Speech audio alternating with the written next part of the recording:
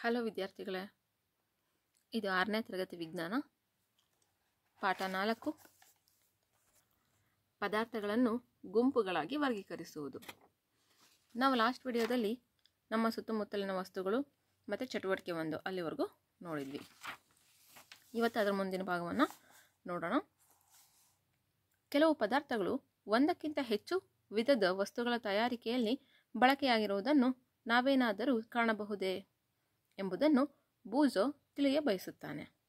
ಅಂದರೆ ಕೆಲವು ಪದಾರ್ಥಗಳು ಒಂದು ಅಥವಾ ಒಂದಕ್ಕಿಂತ ಹೆಚ್ಚು ವಿಧದ ವಸ್ತುಗಳ ತಯಾರಿಕೆಯಲ್ಲಿ ಉಪಯೋಗ ಆಗಿರ್ತವೆ ಅನ್ನೋದನ್ನು ಅವನು ತಿಳ್ಕೊಬೇಕಾಗಿದೆ ಅಂತೆ. ಚಟುವಟಿಕೆ 2 ಕೋಷ್ಟಕ 4.2ರಲ್ಲಿ ಸಾಮಾನ್ಯ ಪದಾರ್ಥಗಳನ್ನು ಪಟ್ಟಿ ಮಾಡಿದೆ. ಕಾಲಮ್ 1ರಲ್ಲಿ ನಿಮಗೆ ತಿಳಿದಿರುವ ಅನೇಕ ಪದಾರ್ಥಗಳನ್ನು ಸೇರಿಸಿ. ಈ ಪದಾರ್ಥಗಳಿಂದ ಮಾಡಲ್ಪಟ್ಟ ನಿಮಗೆ ತಿಳಿದಿರುವ ದಿನನಿತ್ಯ ವಸ್ತುಗಳ ಬಗ್ಗೆ ಆಲೋಚಿಸಿ. ಅವುಗಳನ್ನು ಕಾಲಮ್ 2ನಲ್ಲಿ ಪಟ್ಟಿ ಮಾಡಿ. ಅಂದರೆ ಇಲ್ಲಿ ಒಂದು ಕೋಷ್ಟಕ ಕೊಟ್ಟಿದ್ದಾರಲ್ವಾ, ಇಲ್ಲಿ ಪದಾರ್ಥಗಳನ್ನ ಕೊಟ್ಟಿದ್ದಾರೆ. ಈ ಪದಾರ್ಥಗಳಿಂದ ಮಾಡಲ್ಪಟ್ಟ ವಸ್ತುಗಳನ್ನು ಇಲ್ಲಿ ಬರೀಬೇಕು. ಇಲ್ಲಿ ನೋಡಿ, ಉದಾಹರಣೆಗೆ ಮರದಿಂದ ಏನೇನು ಮಾಡ್ತಾರೆ? ಕುರ್ಚಿ, ಟೇಬಲ್, ನೇಗಿಲು, ಎತ್ತಿನ ಗಾಡಿ ಮತ್ತು ಅದರ ಚಕ್ರಗಳು. ಅದೇ ಥರ ಕಾಗದ, ಪುಸ್ತಕಗಳು, ನೋಟ್ ಪುಸ್ತಕಗಳು, ಪತ್ರಿಕೆಗಳು, ಆಟಿಕೆ, ಕ್ಯಾಲೆಂಡರ್ಗಳು.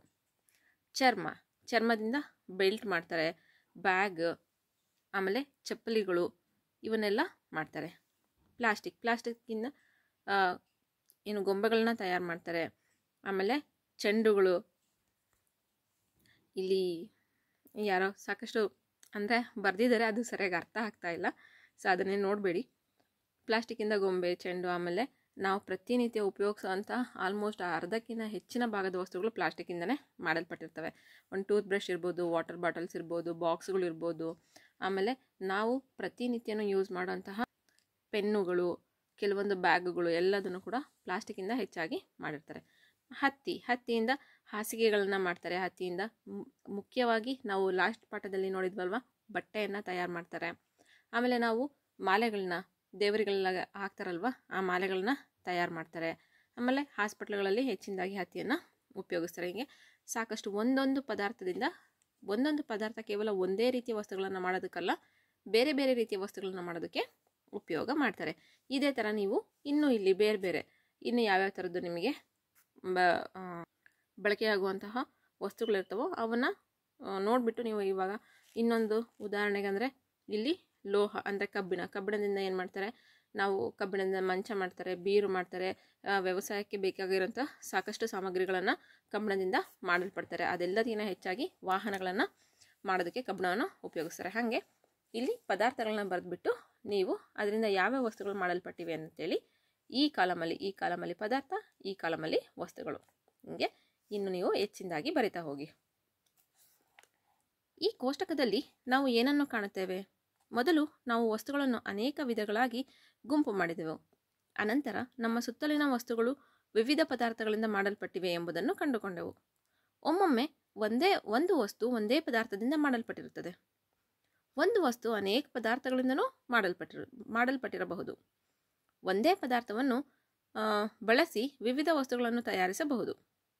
ಕೊಟ್ಟಿರುವ ವಸ್ತುವನ್ನು ತಯಾರಿಸಲು ಯಾವ ಪದಾರ್ಥ ಬಳಸಬೇಕೆಂಬುದನ್ನು ಹೇಗೆ ನಿರ್ಧರಿಸುವುದು? ವಿವಿಧ ಪದಾರ್ಥಗಳ ಬಗ್ಗೆ ನಾವು ಇನ್ನಷ್ಟು ತಿಳಿಯಬೇಕಿದೆ. ಅಂದರೆ ನಾವು ಪದಾರ್ಥಗಳನ್ನು ಕೊಟ್ಬಿಟ್ಟು ಇದರಿಂದ ವಸ್ತುಗಳನ್ನ ತಯಾರಿಸಿ ಅಂದರೆ ಹೇಗೆ ತಯಾರಿಸೋದು? ಅದಕ್ಕೆ ತಯಾರಿಸ್ಬೇಕಂದ್ರೆ ನಾವು ಫಸ್ಟ್ ಏನು ಮಾಡಬೇಕು? ಆ ಪದಾರ್ಥಗಳ ಬಗ್ಗೆ ಕರೆಕ್ಟಾಗಿ ತಿಳ್ಕೊಂಡಿರಬೇಕು ನಾವು. ಈಗ ಫಾರ್ ಎಕ್ಸಾಂಪಲ್ಲು ನಮಗೆ ಮರದಿಂದ ಎಷ್ಟೆಲ್ಲ ಸಾಮಗ್ರಿಗಳಿದ್ದಾವೆ, ಅದನ್ನು ಮಾಡಬಹುದು ಅಂತ ಗೊತ್ತಿರೋದಕ್ಕೆ ತಾನು ನಾವೆಲ್ಲ ಮಾಡ್ತಾ ಇರೋದು. ಅದ್ರ ಬಗ್ಗೆ ನಮಗೆ ಗೊತ್ತೇ ಇರಲಿಲ್ಲ ಅಂದರೆ ನಾವು ಮಾಡೋಕ್ಕಾಗ್ತಾ ಇರಲಿಲ್ಲ. ಅದೇ ಥರ ನಾವು ಫಸ್ಟ್ ಏನು ಮಾಡಬೇಕು? ಪದಾರ್ಥಗಳ ಬಗ್ಗೆ ಸರಿಯಾಗಿ ತಿಳ್ಕೊಬೇಕು. ಪದಾರ್ಥಗಳ ಗುಣಗಳು. ಒಂದು ನೀರಿನ ಲೋಟವನ್ನು ಬಟ್ಟೆಯ ತುಂಡಿನಿಂದ ಏಕೆ ಮಾಡಿಲ್ಲ ಎಂದು ಯಾವಾಗಲಾದರೂ ಆಶ್ಚರ್ಯಪಟ್ಟಿದ್ದೀರಾ? ಘಟಕ 3ರಲ್ಲಿ ನಡೆಸಿದ ಬಟ್ಟೆಯ ಮೇಲಿನ ಪ್ರಯೋಗವನ್ನು ನೆನಪಿಸಿಕೊಳ್ಳಿ. ನಾವು ದ್ರವ ವಸ್ತುಗಳನ್ನಿಡಲು ಸಾಮಾನ್ಯವಾಗಿ ಪಾತ್ರೆಯನ್ನು ಬಳಸುತ್ತೇವೆ. ಆದ್ದರಿಂದ ಪಾತ್ರೆಯನ್ನು ತಯಾರಿಸಲು ಪ್ರಯತ್ನಿಸಿದರೆ ಅದು ತಿಳಿಗೇಡಿತನ ಅನ್ನಿಸುವುದಿಲ್ಲವೇ? ಹೌದಲ್ವಾ? ಬಟ್ಟೆಯಿಂದ ಲೋಟ ಮತ್ತು ತಟ್ಟೆಗಳನ್ನ ಯಾಕೆ ಮಾಡಲ್ಲ? ಹೌದು ತಾನೆ? ಚಿತ್ರ 4.2 ನೀರನ್ನು ಸಂಗ್ರಹಿಸುವ ಪಾತ್ರೆಗಳನ್ನು ತಯಾರಿಸಲು ಗಾಜು, ಪ್ಲಾಸ್ಟಿಕ್, ಲೋಹ ಅಥವಾ ಈ ರೀತಿಯ ಪದಾರ್ಥಗಳೇ ಅವಶ್ಯ. ಹಾಗೆಯೇ ಕಾಗದದಂತಹ ಪದಾರ್ಥಗಳನ್ನು ಅಡಿಗೆ ಪಾತ್ರೆ ತಯಾರಿಸಲು ಬಳಸುವುದು ಬುದ್ಧಿವಂತಿಕೆ ಎನಿಸುವುದಿಲ್ಲ. ಯಾಕೆ? ಈಗ ನೋಡಿ, ತಟ್ಟೆ, ಲೋಟ ಆ ಥರದ್ದು ಅಂದರೆ ನೀರು ಅಥವಾ ದ್ರವ ಪದಾರ್ಥಗಳನ್ನು ಇಟ್ಕೊಳೋದಕ್ಕೆ ಏನೇನೆಲ್ಲ ಉಪಯೋಗಿಸ್ತೀವೋ ಅವೆಲ್ಲನ ಗಾಜಿಂದ ಮಾಡಿರ್ತಾರೆ, ಇಲ್ಲ ಪ್ಲಾಸ್ಟಿಕ್ಕಿಂದ ಮಾಡಿರ್ತಾರೆ, ಇಲ್ಲ ಲೋಹಗಳಿಂದ ಮಾಡಿರ್ತಾರೆ, ಇಲ್ಲಾಂದರೆ ಮರದಿಂದ ಮಾಡಿರ್ತಾರೆ. ಅದೇ ರೀತಿ ಬಟ್ಟೆ ಮತ್ತು ಕಾಗದಗಳಲ್ಲಿ ಏಕೆ ಅವನ್ನೆಲ್ಲ ಮಾಡಲ್ಲ? ಅಂದರೆ ಲೋಟ ಆಗಲಿ, ತಟ್ಟೆ ಆಗಲಿ, ಚಂಬಾಗಲಿ ಯಾಕೆ ಅವುಗಳನ್ನ ತಯಾರಿಕೆ ಮಾಡಲ್ಲ? ವಸ್ತುಗಳ ತಯಾರಿಕೆಗೆ ಪದಾರ್ಥಗಳನ್ನು ಆಯ್ಕೆ ಮಾಡುವುದು ಅವುಗಳ ಗುಣಗಳು ಮತ್ತು ಯಾವ ಉದ್ದೇಶಕ್ಕಾಗಿ ಆ ವಸ್ತುವನ್ನು ಬಳಸುತ್ತೇವೆ ಎಂಬುದನ್ನು ಅವಲಂಬಿಸಿರುತ್ತದೆ ಎಂದು ತಿಳಿದೆವು.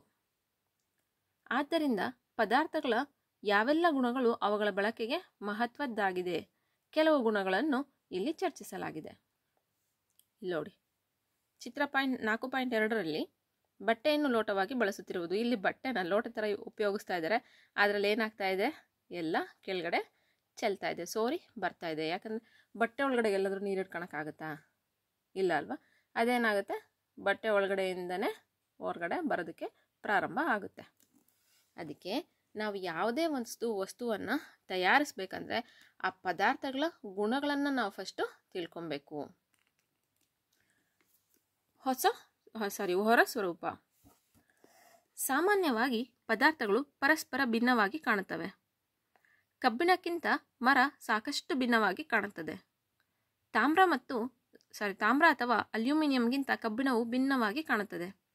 ಹಾಗೆಯೇ ತಾಮ್ರ, ಕಬ್ಬಿಣ ಮತ್ತು ಅಲ್ಯೂಮಿನಿಯಂಗಳಲ್ಲಿನ ಕೆಲವು ಸಾಮಾನ್ಯ ಅಂಶಗಳು ಮರದಲ್ಲಿ ಇರುವುದಿಲ್ಲ.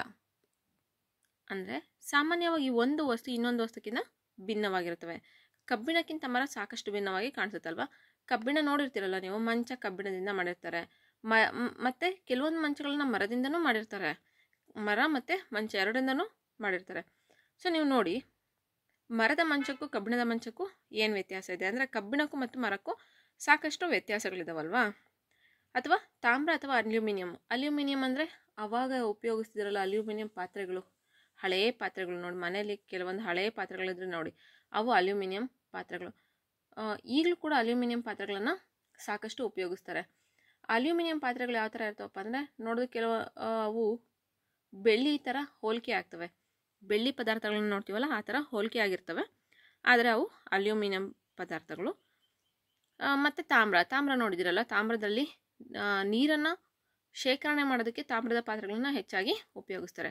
ತಾಮ್ರ ಮತ್ತು ಅಲ್ಯೂಮಿನಿಯಂಗೂ ಕೂಡ ಡಿಫ್ರೆನ್ಸ್ ಇರುತ್ತೆ, ಅಥವಾ ಅವೆರಡಕ್ಕಿಂತ ಕಬ್ಬಿಣ ಭಿನ್ನವಾಗಿ ಕಾಣಿಸುತ್ತೆ. ಅದು ತುಂಬ ಸ್ಟ್ರಾಂಗ್ ಅನಿಸುತ್ತೆ ತಾಮ್ರ ಅಥವಾ ಅಲ್ಯೂಮಿನಿಯಂಗಿಂತ. ಹಾಗೆ ತಾಮ್ರ, ಕಬ್ಬಿಣ ಮತ್ತು ಅಲ್ಯೂಮಿನಿಯಂಗಳಲ್ಲಿ ಕೆಲವು ಸಾಮಾನ್ಯ ಅಂಶಗಳನ್ನು, ಯಾಕಂದರೆ ತಾಮ್ರ ಆಗಲಿ, ಕಬ್ಬಿಣ ಆಗಲಿ, ಅಲ್ಯೂಮಿನಿಯಂ ಆಗಲಿ ಇವೆಲ್ಲನ ಮೆಟಲ್ಸ್, ಆದರೆ ಮರ ಲೋಹ ಅಲ್ಲ.